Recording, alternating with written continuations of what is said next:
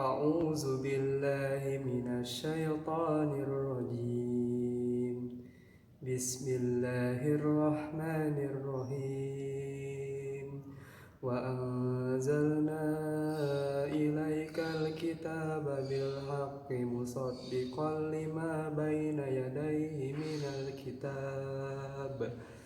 الكتاب ومهيمنا عليه فاحكم بينهم بما أنزل الله ولا تتبع أهواءهم أما جاءك من الحق لكل جعلنا منكم شرعة ومنهاجا ولو شاء الله لجعلكم أمة واحدة ولكن ليبلوكم فيما آتاكم فاستبقوا الخيرات إلى الله مرجعكم جميعا فينبئكم بما كنتم فيه تختلفون وأنحكم بينهم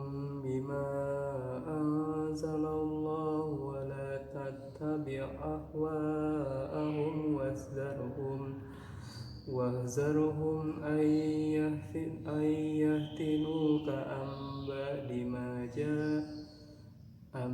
بعد ما أنزل الله إليك فإن تولوا فاعلم أنما يريد الله أن يصيبهم ببعض ذنوبهم وإن كثيرا من الناس لفاسقون أفحكم الجاهلية يبغون ومن أحسن من الله حكما لقوم يوقنون. Assalamualaikum warahmatullahi wabarakatuh. Innal hamdalillah nahmaduhu wa nasta'inuhu wa nastaghfiruh wa na'udzu billahi min shururi anfusina wa min sayyiati a'malina may yahdihillahu fala mudhillalah wa may yudhlil fala hadiyalah. Asyhadu an la ilaha illallah wa asyhadu anna Muhammadan abduhu wa rasuluh alladzi la nabiyya ba'da amma ba'du. Pada kesempatan video kali ini saya akan membawakan sebuah materi mengenai tafsir Al-Quran Surat Al-Maidah ayat ke-48 sampai ayat 50. Sebelumnya, marilah kita panjatkan puji serta syukur kita kehadirat Allah Subhanahu wa taala karena atas berkat rahmat dan hidayahnya saya dapat diberikan kesempatan untuk menyampaikan sebuah pesan yang insya Allah berguna bagi diri saya pribadi dalam menyelesaikan tugas mata kuliah tafsir ayat hukum dan umumnya bagi teman-teman yang menonton video ini. Semoga dimanapun kita berada selalu berada dalam lindungan Allah Subhanahu wa taala. Baik, pada awal video ini saya telah membacakan Al-Quran Surat Al-Maidah ayat ke-48 sampai ke-50. Nah, dalam Al-Quran Surat Al-Maidah ini, dalam Al-Quran terdapat pada Al-Quran surat kelima memiliki arti kata hidangan, tergolong ke dalam surat Madaniyah dinamakan hidangan karena surat ini memuat kisah-kisah para pengikut Nabi Isa, meminta kepada Nabi Isa agar Allah Subhanahu wa taala menurunkan untuk mereka hidangan makanan dari langit. Menurut tafsir Ibnu Katsir, surat Al-Maidah ayat 48 sampai 50 ini diturunkan setelah Allah menyebutkan perihal kitab Taurat yang diturunkannya kepada Nabi Musa yang pernah diajak bicara oleh Allah Subhanahu wa taala dan memuji serta menyanjung kitab Taurat dan memerintahkan agar kitab Taurat diikuti oleh para pengikutnya. Lalu Allah menyebutkan kitab Injil, kemudian menyanjungnya, lalu memerintahkan para pemegangnya untuk mengamalkannya.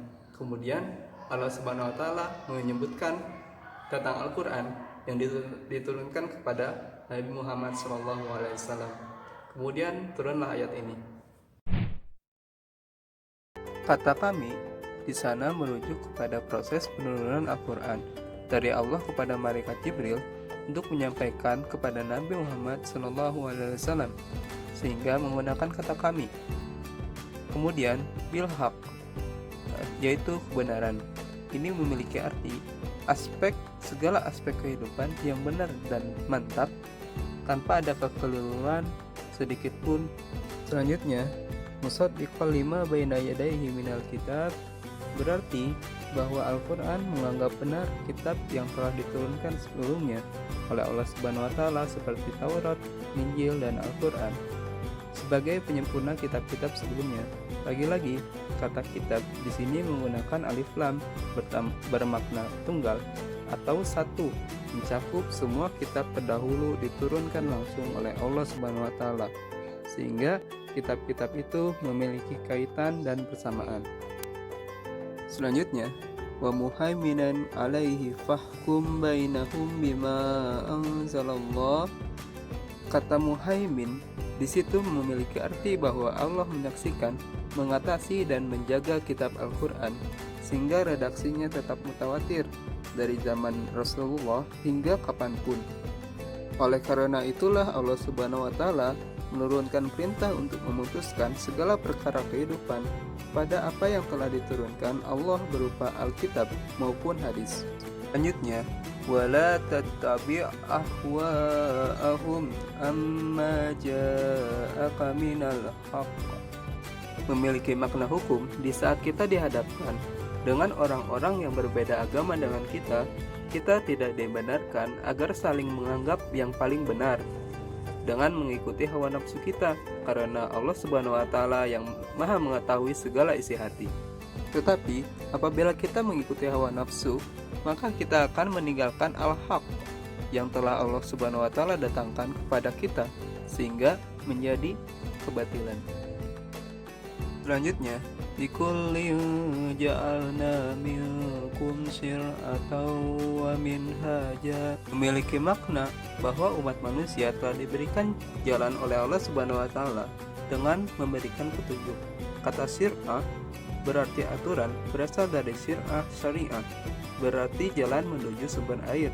Jalan tersebut membuat kehidupan kita menjadi beraturan dan tidak sembarangan. Sehingga untuk umat Islam, kata syir'ah merujuk kepada Al-Quran, sedangkan minhaja, yaitu jalan yang terang, kita sebut sebagai minhaj atau manhaj, merujuk kepada sunnah, yaitu hadis. Allah Subhanahu wa Ta'ala menggunakan kata tersebut karena setiap umat manusia memiliki aturan dan jalannya masing-masing, tetapi tetap berjuang pada kebaikan atau keburukan dan surga atau neraka. Selanjutnya, walau sya'allahu laja'alakum ummatan wahidatan walakin liyabluwakum bima atakum fastabiqul khairat, memiliki makna bahwa Allah Subhanahu wa Ta'ala Maha Kuasa untuk menjadikan manusia menjadi hanya satu umat saja. Namun Allah Subhanahu wa Ta'ala memberikan kepada umat manusia akal pikiran sehingga mereka dapat memilih jalan yang berbeda-beda, sehingga dibutuhkan persatuan umat-umat yang berbeda-beda tersebut untuk bersama-sama mencapai tujuan yang sama, seperti membangun sebuah negara, membangun sebuah sistem pemerintahan, melestarikan bumi, dan sebagainya. Namun, di antara mereka ada yang mengikuti hawa nafsu mereka, sehingga Allah Subhanahu wa Ta'ala menguji di antara mereka yang paling banyak berbuat kebajikan, dan yang mana yang paling banyak memanfaatkan dengan baik anugerah atau potensi kemanusiaan yang telah Allah Subhanahu wa Ta'ala berikan.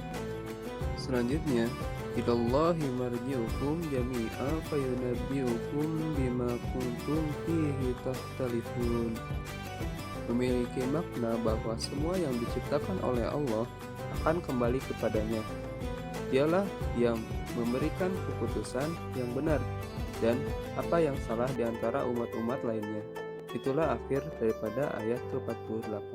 Selanjutnya, pada ayat ke-49, anihkum bainahum bima anzalallahu wa la tattabi' ahwa'ahum. Memiliki makna betapa pentingnya kita apabila dalam didatangkan suatu masalah untuk mengembalikannya kepada Al-Quran dan hadis, dan betapa berbahayanya apabila kita mengikuti hawa nafsu karena dapat menjerumuskan kita kepada kebatilan. Apabila kita tidak mengembalikannya kepada apa yang telah Allah turunkan tersebut, sehingga terjadi pengulangan kata yang serupa pada ayat 48. Selanjutnya, wahzaruhum ayyaftinuka amba bima anzalallahu ilaik. Memiliki makna bahwa jangan sampai kita terpedaya oleh kaum Yahudi dari melalaikan kita dalam berzikir dan beribadah kepada Allah Subhanahu wa taala dalam bentuk sekecil apapun. Selanjutnya, fa in tawallaw fa'lam annama yuridullahu ay yusibahum bi ba'di dzunubihim. Memiliki makna bahwa barang siapa yang tak ingin mengikuti ajaran para nabi, mereka akan ditimpa siksa Allah menyangkut sebagian dosa mereka, karena pada hakikatnya Islam diibaratkan seperti kesatuan rantai yang saling berkaitan. Apabila salah satu dari mata rantai itu rusak, maka akan berpengaruh pada rantai lainnya. Sama seperti dalam pelaksanaan ibadah, dibutuhkan kesesuaian antara kehendak Allah dengan kehendak kita, sehingga memunculkan kalimat tauhid dalam hati. Apabila tidak atau belum tercapai kehendak tersebut, maka disebut khuzlah. Maka bagi mereka adalah neraka dan azab yang pedih. Selanjutnya, wa inna katsiran minan nasi lafasiqun. Memiliki makna bahwa sedikit sekali dari umat manusia yang taat dan melaksanakan segala perintah Allah. Oleh karena itulah beruntung bagi orang yang sedikit. Akan Allah hadiahkan kepada mereka surga dan kenikmatan di dalamnya. Selanjutnya pada ayat ke-50, afa hukmal jahiliyati yabghun. Memiliki makna ketetapan mereka mengikuti hukum jahiliyah, berarti kebodohan. Namun bukan bermakna tidak memiliki akal pikiran, tetapi mereka merupakan orang yang tidak tahu atau tidak ingin mengikuti jalan yang benar. Sudah tidak seharusnya bagi orang beriman untuk mengikuti hukum tersebut. Selanjutnya, wa man ahsanu minallahi hukman liqaumin yuqinun. Memiliki makna bahwa tak ada hukum dan tuntunan yang lebih baik daripada hukum Allah bagi orang yang yakin dan tidak hanya sekedar percaya.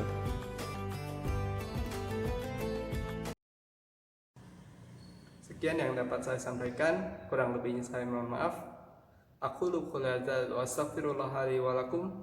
Wassalamualaikum warahmatullahi wabarakatuh.